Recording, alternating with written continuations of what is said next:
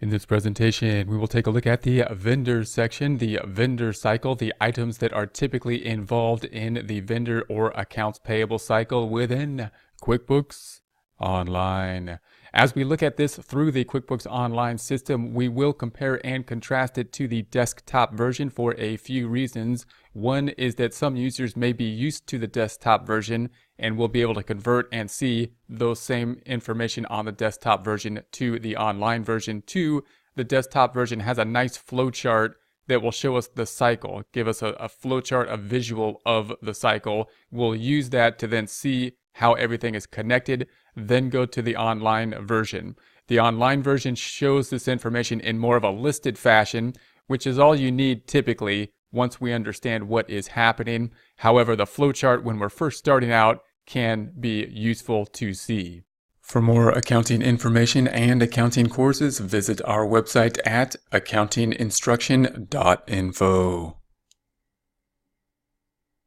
Note that we will be using the QuickBooks Online test drive, so you can search that out. We can have the test drive. You can take a look at the same data or similar data for free there. Once we're in this system, this is the layout. Remember that up top, we have the information that we typically use for the data input in this plus item. So if we select the plus item, it turns into an X.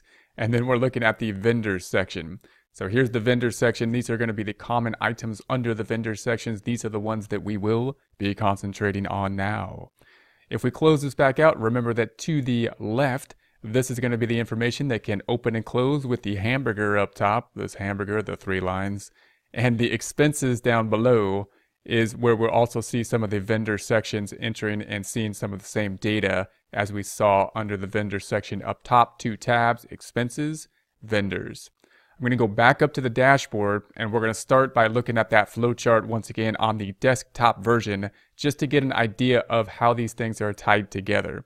So this is the desktop version. You don't need to have the desktop version, that's okay, but we just want to look at this flowchart here.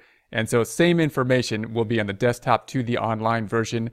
However, it'll be formatted in a different way. Here we have this home tab that kind of gives these buttons that will allow us, and then we have some other ways we can get into the same information as well.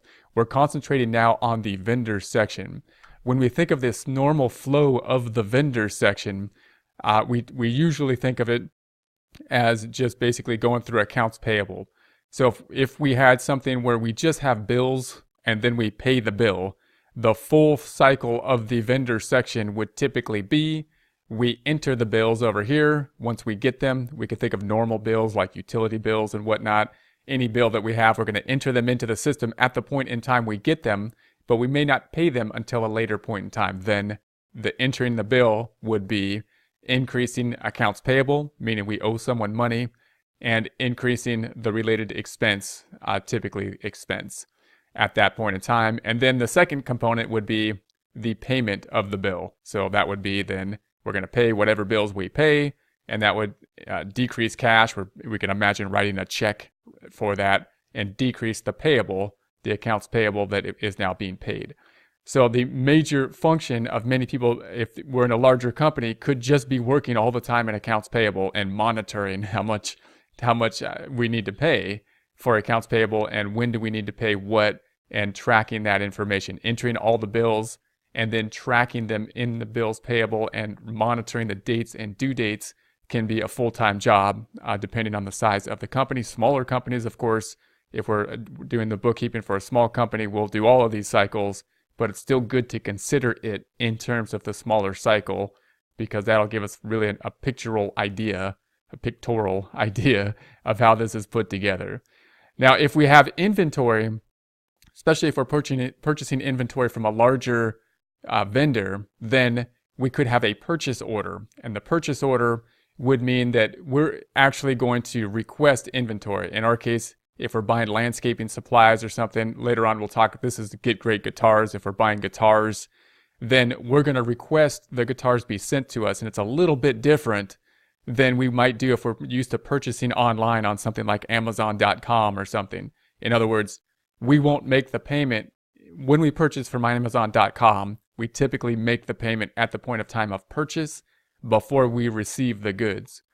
The purchase order, if we're in the type of industry that has a bit more power in terms of us as the purchaser, we're purchasing bulk, we will send an purchase order which will say, hey, give us the goods. We're requesting these guitars. Once we get them, then we will count them, and we will then enter the bill and make the payment at that point in time. So it's a little bit different. This purchase order, in other words, just an information thing, documentation, because no payment will be made at the point in time that we have the purchase order, unlike kind of like an online purchase. And all we are doing is a request. So there's actually no journal entry related to the purchase order, which it's unusual. Most of these other items in these flowcharts will have some type of related financial transaction and effect on the financial statements, the balance sheet, and the income statement. Then we're going to expect to receive the inventory. We're going to receive the inventory with a bill. So we can imagine if we bought guitars, then we're going to receive the inventory that we haven't paid for yet with the bill included, typically. And of course, we'll enter that bill into the system. Then we're kind of back down to the normal process where we have the bill and we're going to basically pay the bill at that point in time. So those are going to be the major kind of flows that we will have. Let's take a look, and all we need to do now is find these same items. Imagine this flowchart as we go and find them in the online version. Here we are back in the online version. We're going to select the plus item up top, and we're going to go over to the vendors.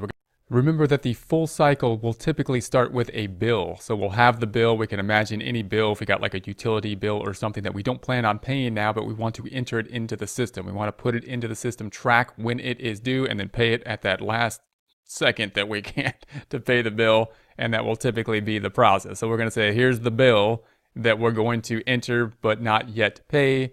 We're going to choose who it is we owe on the bill. So we're going to say the vendor, terms of the bill, when is it going to be due?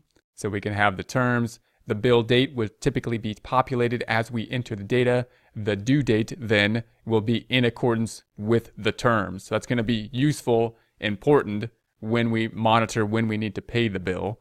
And then now down below, we're going to have two sections. We've got the account details and we've got the item details.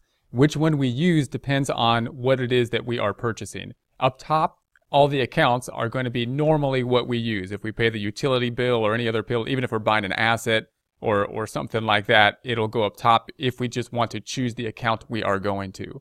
Typically, the item detail will be involved if we're purchasing something that we will be later selling. So if we're buying inventory. And this will allow us to be able to sort the item numbers. That's why it's important, because it'll allow us to track the inventory. So this will, in essence, be increasing inventory if we were to select the item detail.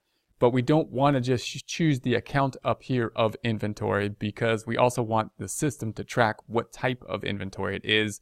Therefore, we use the items. So in other words, if we're not dealing with inventory, we're going to be up top. We're just going to choose an account that we will have. In this case, it looks like it's going to be an expense account. Let's look for meals and entertainment. So we'll say meals and entertainment, and the amounts, say 150. Billable tax customer, we'll take a look at these items later when we start to enter the data. This is going to be the essence of the bill. What will this bill do then?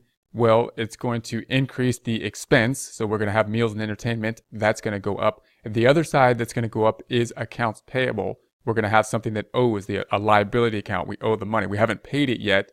You'll notice this looks kind of like a check. It's got the check kind of information into it, but it's a bill and we haven't paid it yet. So we're going to have to track it somewhere. That account that we track it in is accounts payable. The next thing that will typically happen is we pay the bill. So we're going to go back up top and we're going to say vendors. If we have a bill, then the next thing that we're going to do is we're going to pay bills. So we're going to monitor those bills and then we're going to pay them at some point in time, hopefully. So we'll say pay the bill. And we'll get a list of the bills that need to be paid. Now, this is the really nice thing about QuickBooks within the vendor section, because we get to sort now the bills that are due and be able to pick and choose which ones we need to pay based on this information. We have the payment account here. We've got the payment date. And if we select these items, these are going to be the items. We have some filtering options, and we can also basically sort these items by the payee. The reference, it's often the default will be the due date, of course, will be the default. So you can see our information that we entered here, due on 1/9/2019, and it's going to be on the bottom, not quite, it's not due yet. If we were to sort the due date up top, we can do so and see it in this format. If we select these items, we could sort these out. Now, if we were to choose a payment, if we were to choose one, we can make the payment here. If we were to choose multiple items, we could pay multiple items at the same time.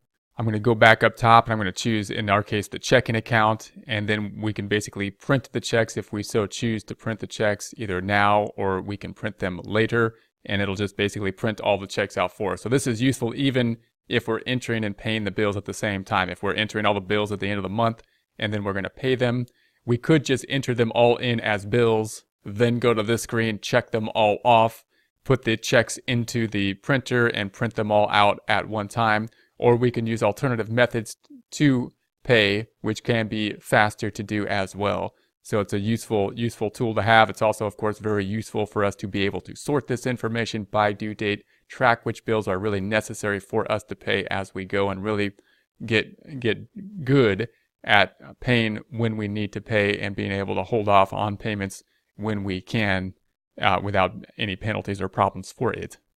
Now, what if we don't want to go through the full vendor cycle and we just want to write a check? So if we were to just write a check, we don't want to go through accounts payable, then we can, of course, do so. Within the homepage on the desktop version, we usually see that in the banking section. Within the vendor section, we have the checks under the vendor. Either section kind of makes sense. We're going to go to the check here to just write a normal check. So if we select a check, we'll see the data input similar to just basically writing any check.